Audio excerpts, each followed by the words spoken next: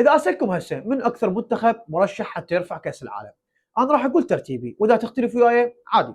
جاوبني بالتعليقات شنو ترتيبك انت. بالمرتبه الرابعه الارجنتين، اكيد راح تختلفون وياي باعتبار انا اشجع منتخب الارجنتين ونادي برشلونه، وراح تقولوا ليش الارجنتين؟ احسن فريق بالعالم، عندهم ليو ميسي افضل لاعب بالتاريخ، بطل النسخه السابقه وعندهم الخبره. هو صح انا وياك، بس الارجنتين خدمتها الظروف، يعني الفريق كانت عنده مجموعه سهله، وبالاقصائيات دور 32 ال 16 وحتى ربع النهائي مباريات كانت سهله ضد الراس الاخضر، مصر وسويسرا، وبهاي المباريات صح قدر يفوز بس باداء غير مقنع، وبجدل تحكيمي اغلب عشاق كره القدم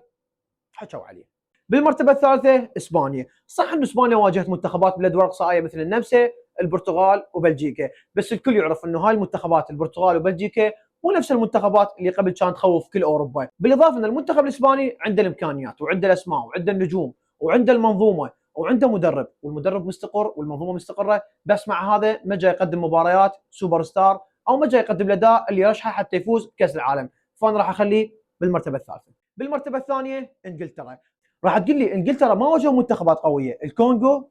المكسيك والنرويج، هو صح انا وياك، بس صدقني المكسيك والنرويج اغلب الجمهور الرياضي قبل بطوله كاس العالم مرشحيهم انه يكونون هم حصان البطوله، واحنا شفنا احصائياتهم وشفنا نتائجهم، خاصه المنتخب المكسيكي والمنتخب النرويجي، منتخبات محترمه ومنظمه جدا، بس المنتخب الانجليزي قدر يفوز عليهم بالخبره، والشغله الحلوه بالانجليز انه مباراه عن مباراه جاي يتطورون، فهذا الشيء اللي خلاني اخليه بالمرتبه الثانيه حتى يفوزون بكاس العالم. بالمرتبه الاولى المنتخب الفرنسي، المنتخب المرعب هجوميا القوي دفاعيا، المنتخب الفرنسي كان باصعب مجموعه تعتبر المجموعه الحديديه، وطلع الاول عليها كانت تضم النرويج، السنغال والعراق، عوفكم العراق ما لكم دخل به، وبنفس الوقت عدى منتخب السويد، بعدها باراغواي، وبعدها المغرب، وما استقبل ولا هدف، وكان مرعب هجوميا، وبكل مباراه جاي يثبت انه هو عنده شخصيه البطل وراح يفوز بهاي البطوله، وبالنسبه لي صح انا ما احب المنتخب الفرنسي واكرههم، خلاص صار لكم هذا الشيء، بس المنتخب الفرنسي المرشح الاول حتى يفوز كاس العالم. اذا تشوف كلامي خطا او مبالغ به لا تسوي سكيب، اكتب تعليقك للمنتخبات اللي تتوقع راح تفوز كاس العالم بالترتيب،